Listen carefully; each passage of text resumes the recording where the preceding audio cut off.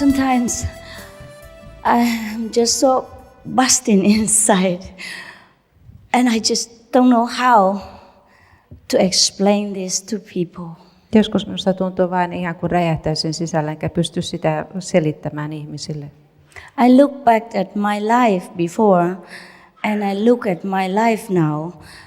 There are differences. Kun katson elämääni, jota elin aikaisemmin, ja kun katson nyt elämääni, mitä elän nyt, niin siinä on 360 asteen ero. I was so bound, so limited, so restricted by myself, by all kinds of conventions, by all kinds of prejudice, by all kinds of traditional thinking and way of life, that even though I lived in free democratic countries, I never felt truly free. Olen niin rajoittuna kaikennäköiset traditiot ja kaikki ennakkoluulot ja kaikki, vaikka asuin monissa maissa, en siltikään tuntenut itseäni todella vapaaksi. And then when I first got a glimpse of God, first got a taste of enlightenment, I thought, that's it, I am free. I felt free. Ja kun sitten sain ensimmäisen kerran näin Jumalan tunsin ja näin valaistuksen tunsin, niin ensimmäistä kertaa todellisen vapauden. But then there was just a fraction of freedom until I kept continuing to recognize this freedom, and then it grew and grew until I cannot explain anymore what true freedom is. I just know I'm free. Mutta tällöin vielä se oli vain osa tätä vapautta, kunnes jatkoin sitä vapauden etsimistä ja vähitellen sitten tunnen itseni todella vapaaksi. And when I looked at some of our brothers and sisters who are still in the stage that I was before, I feel sorry. Ja kun katson sitten sisariani ja veljeni, jotka ovat siinä tilassa, missä olin itse silloin aikaisemmin, minun tulee heitä sääli. Because this freedom, every one of us can attain, but not every one of us has. Koska jokainen voi saavuttaa tämän vapauden, mutta kaikki eivät ole saavuttaneet sitä. Even enlightened people will take a little while to get the complete freedom. Jopa valaistuneille ihmisille kestää vähän aikaa ennen kuin pääsee tähän todelliseen vapauteen. It's not the outside freedom. It's not the outward action like you have to jump around or shouting on the street or advocate for your own freedom inside. It's just the limitless feeling of expansion that you could be anything you want. You could do anything you want, and yet you still remain in virtues. You still remain in God's love. You still remain in perfection. Se ei tarkoita sitä, että meidän täytyy tuolla vapautta, että pystymme hyppimään ja julistamaan vapauttamme. Se tarkoittaa sitä, että olemme vapaita sisäisesti ja me vielä säilyttämme siinä vapaudessa tämän viattomuutemme. And yet no one will ever be harmed, be killed, or be suppressed in any way by our attaining our freedom. Ja kuitenkaan ei ketään vahingoiteta sillä, että tai painosteta tai muuten kärsi siitä, että me olemme saavuttaneet vapauden. We work so hard daily just to attain the freedom of living, the freedom of survival, so we can have enough food, we can have enough necessities to take care of our physical life. Me joudumme joka päivä tekemään niin paljon sen vapauden eteen, että saamme syötävää ja että pystymme fyysisesti sitten olemaan vapaita. So it is about time, since we have everything already in this physical comfort, it is about time we work for our spiritual freedom. Joten nyt on aika, kun me olemme fyysisesti hyvin jo mukavissa asemissa, nyt on aika pyrkiä tähän henkiseen vapauteen. It is a new season. I think we can begin to do something new. And I come here to offer you a new way, a newfound freedom that you will never regret again, that you have never found before, no matter how much money you have. Ja minun mielestäni on nyt uuden aikakauden tai uusi aikakausi, jolloin voimme aloittaa jotakin uutta, ja olen tullut tarjoamaan teille semmoista, mitä te ette voineet koskaan saada. Excuse me. You know the smoking cough. Tupakkayyskä.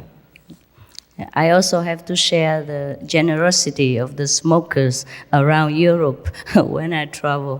Minun täytyy myös Euroopassa jakaa näiden tupakan polttajien tämä anteliaisuus, kun minä matkustan. Just like I want to offer you a method to find freedom, they offer me that second-hand smoke. Kuten minä tarjoan teille menetelmää, millä saavutatte vapauden, he tarjoavat minulle tätä toisen ei-polttajan savua. Well, everyone offer what they have, so I offer you the best that I have. Kaikki tarjoavat sitä, mitä heillä on, joten minä tarjoan teille parasta, mitä minulla on tarjota.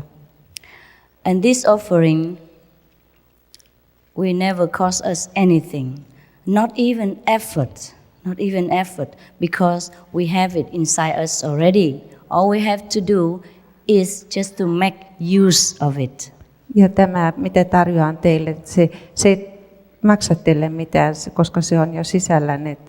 Kaikki, mitä teidän tulee tehdä, on käyttää se hyväksenne. It's even cheaper than the water that I drank this morning. Se on jopa halvempaa kuin se vesi, mitä join tänä aamuna. You have to pay for water here, right? Eli meidän täytyy maksaa vedestä täällä vielä. Yeah. Tap water? Yeah. Hanavedestä. Well, even if you don't have to pay for the water, we still have to pay tax in order to make the pipe and the water tower and everything. But to drink the water of life, this means the water of blessing from God. We don't have to ever pay one penny. Se täytyy kuitenkin meidän vielä maksaa veroilla tästä, että näitä vesilinjoja vedetään, mutta tästä elämän vedestä juominen ja Jumalan veden juominen, se ei maksa yhtään penniä. And it takes as much time as just like we sleep or we rest as a coffee break.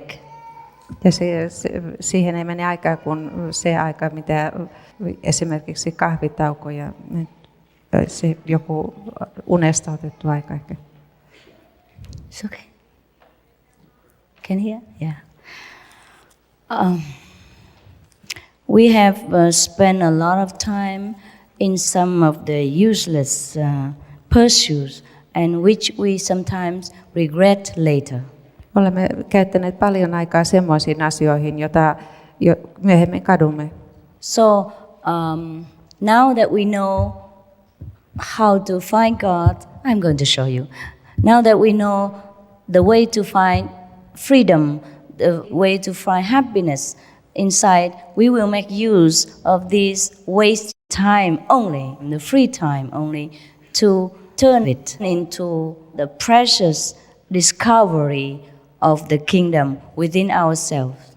Nyt kun osaatte löytää Jumalan, tulen auttamaan teitä, sitten pystytte löytämään tämän vapauden, niin silloin te käytätte vain sen ajan, joka on ollut aivan hyödytöntä aikaa aikaisemmin. So there is not even a time that we need, not even effort that we need. All we have to do is know how to find God. Siihen ei tarvita mitään yrittämistä, siihen ei tarvita aikaa, siihen tarvitsee vain tietää, miten löydämme Jumalan. All of us know that sometimes we just don't know what to do also with some of our free time. Sometimes we're so bored. The time we sit on the train, the time we sit on the buses, the time we sit on the airplane, all the time sometimes we just sit in the park doing nothing. All these times we can turn into conducive moments to enjoy the freedom within and then manifest it also without. Meillä on niin paljon semmoista aikaa käsissämme, jolloin emme tiedä, mitä teemme. Istumme puiston penkillä, istumme junassa, bussissa, lentokoneessa Sitten me opimme käyttämään sen ajan sitten. The people, sorry love, you're right? Yes. The people of Finland have everything already, almost. You even have one of the best telecommunication systems. Suomessa teillä on kaikkea, melkein kaikkea. Teillä on jopa yksi maailman parhaista telejärjestelmistä. I use them. Minä itse käytän niitä. I use your telephone. Käytän teidän puhelinta. Two of, Minulla on 2 puhelinta. Two of the most famous. So actually, I cannot offer you any more material comfort than your country already offers itself. But I can offer you something greater than earthly possessions and success. I can offer you the kingdom of God, which you have forgotten. En voi teille tarjota enää mitään materiaalista, mitään maallista hyvää, mutta voin tarjota teille Jumalan valtakunnan. And it's so easy, like you are looking at the flowers now. Ja se on niin helppoa, aivan kuin katsotte nyt näitä kukkasia tässä. Because it is so easy, I'm confident that almost all of you would want to have it. Because it is the greatest thing you can have. Ja koska se on niin helppoa, olen varma, että kaikki te haluatte sen saada, koska se on parasta, mitä voi omata. But one thing a little bit impractical that I also share the sympathy with you, it is maybe the way of life that we are used to. Yksi asia on hyvin epäkäytännöllinen ja minulla on paljon sympatiaa siihen. Se on se elämä, mihin olemme tottuneet tällä hetkellä. We are scientifically speaking originally vegan beings because we have a longer intestine than those who eat flesh like tiger people, for example. Me olemme tieteellisesti todetusti kasvissyöjiä, koska se on ihan meidän ruoansulatusjärjestelmä. Meillä on tämä suolisto on pidempi kuin semmoisilla eläimillä esimerkiksi, jotka syövät lihaa. But since we are being taught to be used to eating flesh, it might be a little difficult to go back to the original way of life. Mutta koska meidät on opetettu niin perusteellisesti syömään lihaa, on hyvin vaikea mennä takaisin siihen alkuperäiseen elämänmuotoon. And for that we also have some like so-called convenient way, so you can try to get used to a vegan diet. And we also will teach you to cook and sample those cookbooks for you, etc., etc. Maybe that will help a little bit to facilitate your transition back to the original noble way of life. Ehkä me pystymme auttamaan tässä, että pystytte pääsemään tähän jaloon alkuperäiseen elämänmuotoon sillä, että meillä on esimerkiksi keittokirja täällä ja sitten me kokeilemme näitä kasvisruokia täällä auttaaksemme teitä. Because these days I also have been traveling alone. I mean completely alone with luggage and check-in, check-out tickets and booking everything alone. Just to try to see how an ordinary person fares his way through the world if he is to be vegan. And I found that it's not always that simple for you.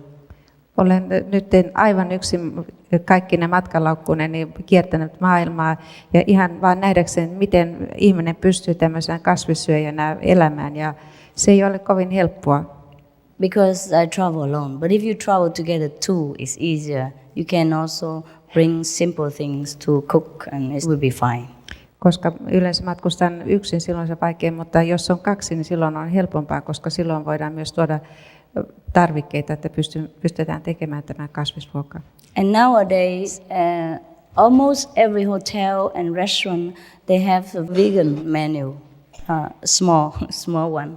Ja tänä päivänä melkein kaikki hotellit tarjoavat jo kasvissyöjää menuun. And in the airplane also you can demand vegan food. Ja myös lentokoneessa voi vaatia kasvisruokaa. But not very generous vegan food. I think many people still have the notion that vegan means only vegetables. Mutta se ei ole hyvin runsas tämä kasvisruoka. Useimmat ihmiset Or some people think that fish is also vegetable. ja jotkut ihmiset ajattelevat, että kala on myös vihannes. Funny idea, of course. Tietysti tämä on aika hassu. But then if many of us practice the spiritual way of life, then God will provide. Just like God has provided me these days with everything that I need, even though I travel from one country to another, not knowing where I will land it and which hotel I will have a room, because I don't book in advance. I just want to see how God will provide things for me. Jos harjoitamme näitä henkisiä asioita, Jumala antaa kaiken tämän meille. Kun olen nyt matkustanut ympäri maailmaa kaikissa näissä hotelleissa, niin olen nähnyt, kuinka Jumala todella antaa nämä meidän tarvitsemat tarvikkeet. And we can survive, all right. Ja me pysymme hengissä. But of course, if we stay home and cook for ourselves, it's much more tastier and more nutritious. Mutta tietysti jos pysymme kotona ja teemme oman ruokamme, se on paljon maukkaampaa ja se on ravitsevampaa. When I am at home, I hardly ever get sick of any kind at all. Just when I travel, I always get infected. Kun olen kotona, en koskaan oikeastaan sairastu, mutta kun olen matkoilla, niin silloin saan kaiken näköisiä tartuntoja. Anyhow, most of us don't have to travel, so it's all right. Ja kuitenkaan useimman meistä ei tarvitse matkustaa, joten tämä on ihan kunnossa tämä So asia. this is the only thing that I found up to now. The setback for most of the people is a vegan diet that they are afraid of. Ja tämä on, mitä olen tähän mennessä huomannut, tämä on se suurin kompastuskivi, on tämä kasvisruokavalio. But it must not be an obstacle. Mutta tämän ei tulisi olla este. Once we have the will, there is a way. Kun me haluamme, me myös löydämme keinon. And God really will provide everything we need. Ja Jumala antaa todella kaiken sen meille, mitä tarvitsemme.